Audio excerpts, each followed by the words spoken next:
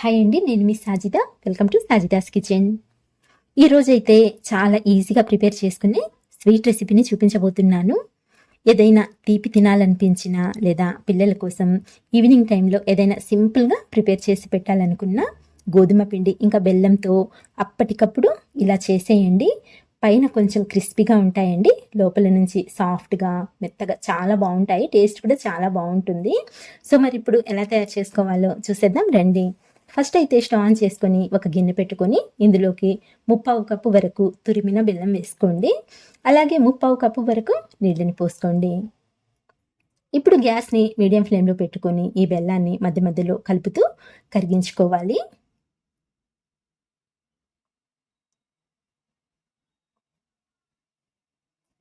చూడండి, బెల్లం అయితే మనకు చక్కగా కరిగిపోయింది కదండి. సో ఇక్కడ ఎలాంటి పాకం రావాల్సిన పని లేదండి, ఇలా కరిగితే సరిపోతుందనమాట. ఇప్పుడైతే స్టవ్ ఆఫ్ చేసేసి ఈ బెల్లం వాటర్ అనేవి పూర్తిగా చల్లారేంత వరకు కాసేపు అలా పక్కన పెట్టేయండి. తర్వాత ఒక మిక్సింగ్ బౌల్ తీసుకొని ఇందులోకి 1 కప్పు వరకు గోధుమ పిండిని తీసుకోండి. నెక్స్ట్ ఇందులోకి 2 టేబుల్ స్పూన్ల వరకు సూజీ రవ్వని యాడ్ చేసుకోండి. అదేనండి ఉప్మా రవ్వ అనమాట. ఇలా రవ్వ వేయడం వలన టేస్ట్ అనేది చాలా బాగుంటుంది. తినేటప్పుడు కూడా మనకు గుల్లగా చాలా బాగుంటాయండి ఈ బూరెలు అయితే. సో నెక్స్ట్ 1/2 టీ స్పూన్ వరకు యాలకుల పొడి, చిటికెడంతా వంట సోడా. ఇలా వంట సోడా వేయడం వలన బూరెలు అనేవి చక్కగా పొంగుతాయండి, మెత్తగా, టేస్ట్ కూడా చాలా బాగుంటుంది. సో ఇప్పుడైతే ఇవన్నీ పిండిలో బాగా కలిసేలా ఒకసారి చక్కగా కలుపుకున్న తర్వాత ఇప్పుడు మనము ముందుగా ప్రిపేర్ చేసి పెట్టుకున్న ఈ బెల్లం వాటర్ని ఇందులోకి యాడ్ చేసుకోవాలి. ఇలా ఫిల్టర్ చేసి వేసుకోండి. బెల్లంలో ఏమైనా నలకలు ఉన్నా సరే చక్కగా క్లీన్ అయిపోతుంది అనమాట ఈ బెల్లం వాటర్ అయితే. ఇప్పుడు ఈ బెల్లం వాటర్ కూడా పిండిలో బాగా కలిసేలా ఇలా చెంచాతో, స్పూన్తో కానివ్వండి లేదా విస్కర్తో అయినా సరే ఉండలేమి లేకుండా చక్కగా కలుపుకోవాలి.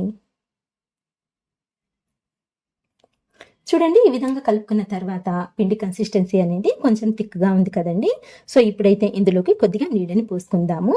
ఈ పిండి అనేది మనకు మరీ థిక్గా ఉండకూడదు, అలా అని మరీ లూజ్గా ఉండకూడదు అనమాట.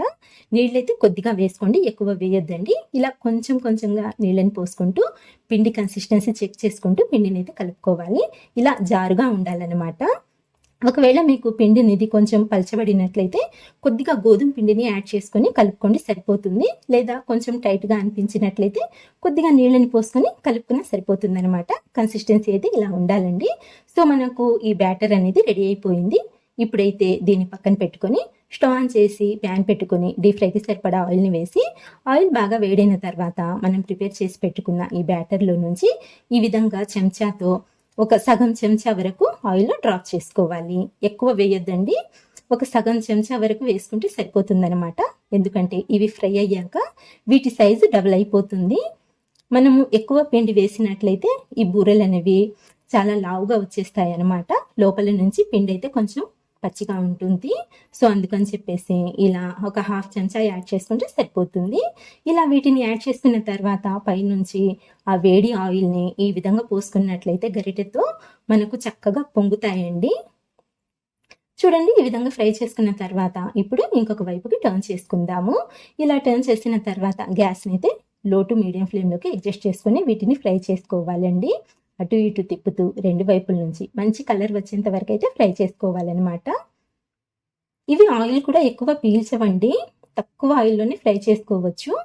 ఇంకా మీరు ఇంకా తక్కువ ఆయిల్లో ఫ్రై చేసుకోవాలనుకుంటే బూరెల్లాగా, సారీ అండి, పొంగనాల్లాగా అయినా సరే వేసుకోవచ్చు అనమాట. చూడండి, 2 వైపుల నుంచి ఎంత మంచి కలర్ అయితే వచ్చేసిందో. సో ఇలా మంచి కలర్లోకి ఫ్రై అయిన తర్వాత ఇప్పుడైతే వీటిని ఆయిల్లో నుంచి తీసేసుకుందాము. ఇదే విధంగా మిగతా వాటిని కూడా ప్రిపేర్ చేసుకోవాలండి. చాలా సింపుల్ అనమాట, ఈజీగా ప్రిపేర్ చేసుకోవచ్చండి. ఎవరైనా సరే వంట రాని వాళ్ళు కూడా ఇలా ప్రిపేర్ చేసుకొని టేస్టీగా తినేయచ్చు అనమాట. అంతేనండి. ఇప్పుడు ప్లేట్లోకి ట్రాన్స్ఫర్ చేసుకొని వేడిగా ఉన్నప్పుడైనా సరే లేదా చల్లారిన తర్వాత అయినా సరే సర్వ్ చేసుకోవచ్చు. చాలా బాగుంటాయి, టేస్ట్ అయితే సూపర్గా ఉంటుంది. మీరు కూడా ఒకసారి తప్పకుండా ట్రై చేయండి. సో ఫ్రెండ్స్, అలాగే వీడియో నచ్చినట్లయితే చిన్న లైక్ ఇవ్వటం అయితే మర్చిపోవద్దు. మంచి టేస్టీ రెసిపీస్ కోసం అయితే మన ఛానల్ని మర్చిపోకుండా సబ్స్క్రైబ్ చేసుకోండి. ఇంకొక మంచి రెసిపీతో మళ్ళీ కలుస్తాను. అంతవరకు బాయ్ అండి. Thank you for watching.